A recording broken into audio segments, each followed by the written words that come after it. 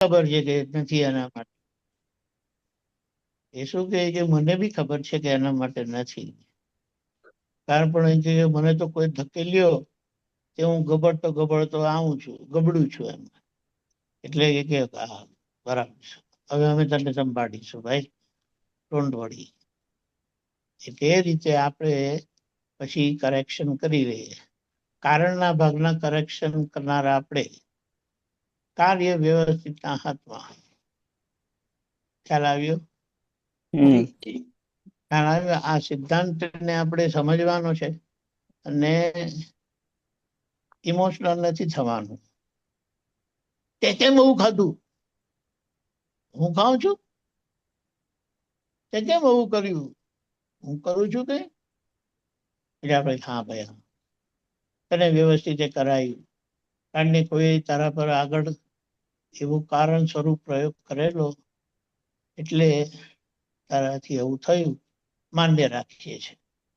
પણ હવે આજે અમારો જ્ઞાનપૂર્વકનો પ્રયોગથી અમે તને નોર્મલ કરી દઈશું. 11 ફેબ્રુઆરી જેના આચાર વિચાર ને ઉચ્ચાર શ્રેષ્ઠ હોય તે આર્થ કહેવાય, આર્ય કહેવાય. જેના આચાર વિચાર ઉચ્ચાર શ્રેષ્ઠ હોય એ આર્ય કહેવાય. હવે આ આપણે ભારતના લોકો ખરેખર ભગવાનની ભાષામાં આર્ય પુત્ર કહેવાય. પહેલું પ્રાઇમરી શું છે કે જે પુનર્જન્મને માને છે એ બધા આર્ય પુત્ર અને આર્ય પુત્રી કહેવાય. અને આગળ એની આગળની ભૂમિકા સમજવી હોય તો ઋષિ પુત્ર અને ઋષિ પુત્રીઓ કહેવાય. એટલે આ કઈ પણ આચરણ થાય, કઈ પણ વિચારણા થાય, કઈ પણ બોલવાનું થાય, આચાર વિચાર ઉચ્ચારમાં કઈ પણ થાય તો આપણે કહીએ હે ઋષિપુત્ર, આપણને ના શોભે.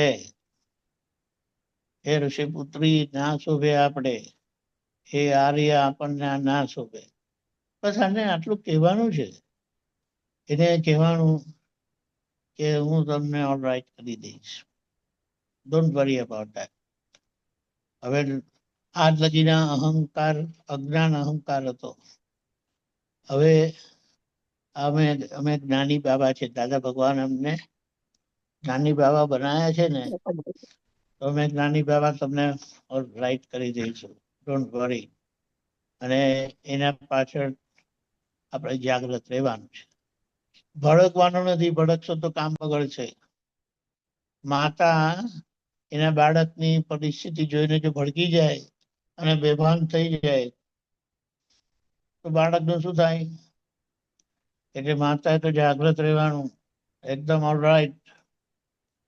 તમે જે માતા બનેલા છે ને તે બધા જાગૃત રહેલા જ છે.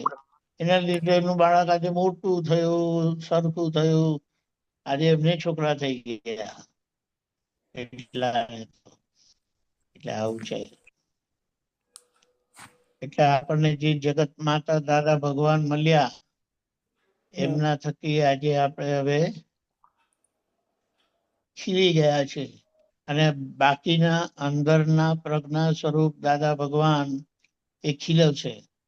એટલે એમને ખીલવા દેવાનું, આપણે આપણું વચ્ચે આડાઈ લાવવાની નહીં. બાકી અંદરના પ્રજ્ઞા શક્તિ સ્વરૂપ દાદા ભગવાન આપણને છે કેવળ જ્ઞાન સુધી ગાઈડ કરવાના છે.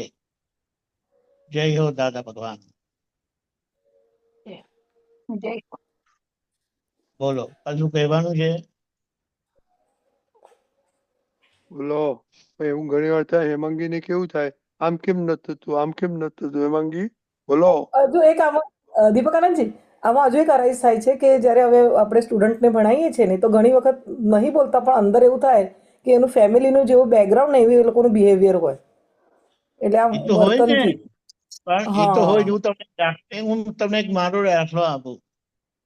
હા એક તમને મારો દાખલો આપું. આપણે નાના છોકરા હોય ને તે શું સમજે હા એ જે તું તાથી વાત કરતા હોય હા એ મમ્મીએ કઈ સીવ્યું તમારા ઘરે મશીન હતું સીવવાનું મશીન એ ગિરજા ઉપરવાળા માસીને આપી આવ હા તો હું આપવા ગયો માસી તને મમ્મીએ આ આપ્યું છે કે બેટા આપણા કરતા મોટા હોય ને એમને આવી રીતે ના કહેવાય એમને શું કહેવાનું માસી આ તમને મમ્મીએ આપ્યું છે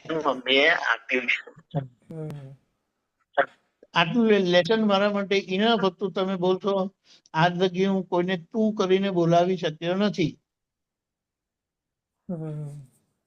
એવા એવા એ અમારા લેખા માસી ઉપર રહેતા હતા 2 માળ ઉપર એમણે આ મને લેસન આપેલું હવે અકળામણ કરીને તારી મમ્મી એવું શીખવાડ્યું છે તને આમ કર્યું છે તને કેમ આમ છે નહીં કે આપણા કરતા મોટા હોય ને એમની જોડે આવી રીતે વાત કરાય પતી ગયું સમજાયું હા હા એવી રીતે છે એટલે કોઈ પણ શીખવાડવામાં કમ્પેશન નો ભાગ બહુ જરૂરી છે એટલે કમ્પેશન હવે નો ભાગ દીપિકા એટલે શું કહેવાય કારુણ્ય કહેવાય ના ના હું એવું કહેવા માંગુ છું કે હવે મને અંદર એ થયા કરું કે આપણે બી એમના આવા દોષો જ જોયા ને એ વખતે બી કે જ્યારે ડિસ્કશન થાય છે ને શું ત્યારે અમુક જોયા એક છોકરા આવી રીતે બિહેવિયર કરે ને ત્યારે અમારું જ્યારે કંઈક મિટિંગમાં ડિસ્કશન થાય ને કે ના એના ઘરની થોડીક આવું હોય ને એટલે આવી રીતે આપણને ઊંધું બોલતો હોય ગાળો કોઈક આવું બી હોય તો એટલે આપણે બી એનું બી પ્રતિક્રમણ હવે કરવું પડે ને મને અત્યારે એ થતું હતું અંદર આપણે તેને દોષિત જોયા જ પ્રતિક્રમણની ને વાત જુદી છે પ્રતિક્રમણ તમે ક્યાંથી ક્યાં લઈ જાઓ નહીં આ બધું થયા પછી મારા અંદર અત્યારે આ ચાલે છે કે મેં તો આવું આટલું કોઈ દિવસ નહીં જોયું જ આપણે નથી. શું હા આપણે ડિસ્કશનમાં આવું મનમાં અમે લઈએ ને ત્યારે આવું કહીએ કે આ છોકરાઓના ઘરનું વાતાવરણ આવું છે ને એટલે આ છોકરાઓ આપણને આવું કરે છે બરાબર સરખો બેસતો નથી ક્લાસમાં આવું બધું ઊંધું બોલે છે તો એ વખતે આપણે દોષો જ જોયા ને એમના એટલે એ મને અત્યારે થયા કરે દોસ્તો એટલે આપણે વાતને સમજવાનું છે તમે કરીએ બરાબર છે કોઈ બરાબર માટલા બનાવનારને બરાબર નહીં બનાવ્યું તો માટલાનો શું દોષ હા એ ને એટલે આપણે એમને દોષ જ જોયા ને. હવે હા તમારા હાથમાં એ માટલું આવ્યું છે ને તેને સરખું કરી નાખો બસ બસ હા હા હા તમારા હાથમાં સરખું માટલું આવ્યું તો તમારે કરવાનું શું હતું તેમાં વચ્ચે આપણે જ એને સંસ્કારમાં બે કરીએ પેલા શું શ્રીપતિ છે નામ યાદ નથી આવતું એમણે ચંદ્રકાંત ચંદ્રગુપ્ત બનાવ્યો નતો હા ગામડિયામાંથી હા યસ યસ તો એટલે શિક્ષક ને કમજોર સમજવાના નહીં અને શિક્ષકે પોતાને કમજોર સમજવાનું નહીં પોતાની જવાબદારીમાં ગમે તેવો અનઘડ આવશે ને તેને હું ઘડી નાખીશ હા પ્રોપરલી નાના છોકરામાં નહીં થતું દીપકજી મોટા છોકરામાં જ થાય છે પણ અરે સમજે છે મોટા ને મોટા નાના એવું કશું હોતું જ નથી આજે તમે કહું 9મા ધોરણમાં કોઈની આખી 180 ડિગ્રી યુટર્ન લાગી શકે છે તો પછી જે ના ના બિલકુલ થઈ શકે ભણતા નહોતા તે ફૂલ માર્ક્સ લાવતા થઈ જાય કેવી રીતે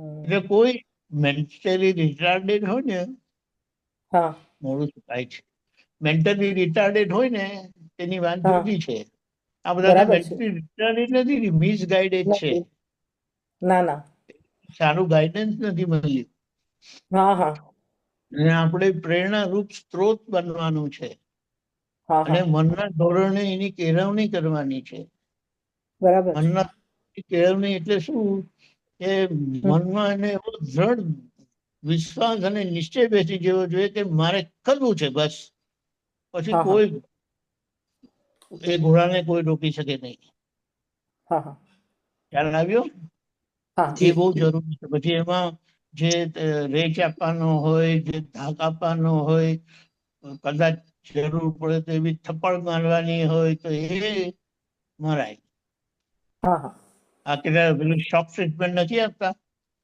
હા આ એવી રીતે છે આખી ના ભારતમાં બરાબર. એક મનુષ્ય એક ભગવાન થાય એમ છે, દાદા ભગવાને કીધું. બરાબર? હા એટલે હા કોઈ પણ પ્રકારની નેગેટિવિટી આપણી અંદર આવી ના જોઈએ. હા અને એ જ. હારવાનું તો ક્યારેય નહીં. હા દાદા ભગવાનના મહાત્મા હારે નહીં. દાદા નહીં નહીં. ભગવાન કોઈ પરિસ્થિતિમાં હાર્યા નહોતા. હારે હમ એ બીજા. હમ. બરાબર? હા હા જી બરાબર. એટલે આ બધી હસમુખાનજી નેગેટિવિટી છે ને એના પર હા હસમુખાનજી આવી ગયા હેલો છે. બસ હસમુખ ધન્ય છે, અમારા ભદ્રદેવ આવી ગયા. જય સચ્ચિદ.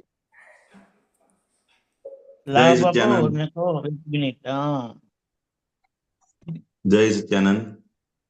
જય જેનો સચ્ચિદાનંદ. આચાર વિચાર અને ઉચ્ચાર શ્રેષ્ઠ હોય તે આર્ય કહેવાય. સમજાય ને? આપણે કહીએ કે હિન્દુસ્તાનની જે પ્રજા છે એ આર્ય પ્રજા કહેવાય. આર્ય પ્રજા એટલે શું? તો કે એને હંમેશા રિલેટિવ વસ્તુની ઓછી પડી હોય પણ પોતાના સંસ્કારો ઉપર એ વધારે જોર આપે. હંમેશા સંસ્કારો ખાતર એ બીજી બધી વસ્તુઓને એ ગૌણ કરતા હોય છે. સમજાય ને? એટલે મતલબ કે ભૌતિક વસ્તુઓનો એને મોહ ઓછો હોય અને પોતાને આંતરિક સુખનો વિચાર વધારે હોય એ આર્ય પ્રજા કહેવાય મારી દ્રષ્ટિએ. અને એવા જેના આચાર વિચાર અને ઉચ્ચાર શ્રેષ્ઠ હોય તે દાદા ભગવાને કીધું કે પ્રાપ્ત મન વચન કાયાથી કોઈને પણ દુઃખ ન હો, એ જેના આચાર વિચાર અને ઉચ્ચારની અંદર સમય ગયા એ શ્રેષ્ઠમાં શ્રેષ્ઠ આ કાળને વિશે કહેવાય. અને આપણને દાદા ભગવાન એ જ આપ્યું છે. અને આપણે રોજ જોઈ લેવાનું કે આપણા મન વચન કાયાથી કોઈને દુઃખ થાય છે કે નથી થતું. જો થતું હોય તો ત્યાંથી પાછા ફરવાનું થાય છે. તો કે શ્રેષ્ઠ આર્ય પ્રજા આપણે ખરા અર્થમાં કહેવાય એવું સમજાય છે. જય સચ્ચિદાનંદ. જય સચ્ચિદાનંદ. આના પર દાદા ભગવાને શું કીધું છે? આપણી પાસે જે બોલાવે છે પ્રાપ્ત વચન કાયાથી આ જગતના કોઈ પણ જીવને કિંચિત માત્ર દુઃખ ના હો, એ છે કે એનાથી એ વ્યવહારમાં સુખી થશે અને આગળ જતા એમને જ્ઞાની પુરુષ મળશે. કારણ કે દાદાએ શું કીધું? એને આવી ભાવના વાળા છે ને એને તો હું શોધું છું અને એને તો હું ઉચકીને મોક્ષે લઈ જઈશ. જય સચ્ચિદાનંદ. જય સચ્ચાનંદ. જય સચ્ચાનંદ. જય સચ્ચિદાનંદ. જય જય સચ્ચિદાનંદ. સચ્ચિદાનંદ. હાર્દિકભાઈ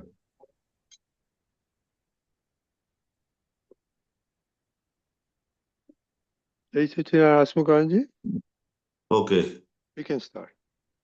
ઓકે. પ્રાતઃ વિધિ. શ્રી સિમંદર સ્વામીને નમસ્કાર નમસ્કાર નમસ્કાર. શ્રી સિમંદર સ્વામીને નમસ્કાર નમસ્કાર નમસ્કાર. શ્રી સિમંદર સ્વામીને નમસ્કાર નમસ્કાર નમસ્કાર.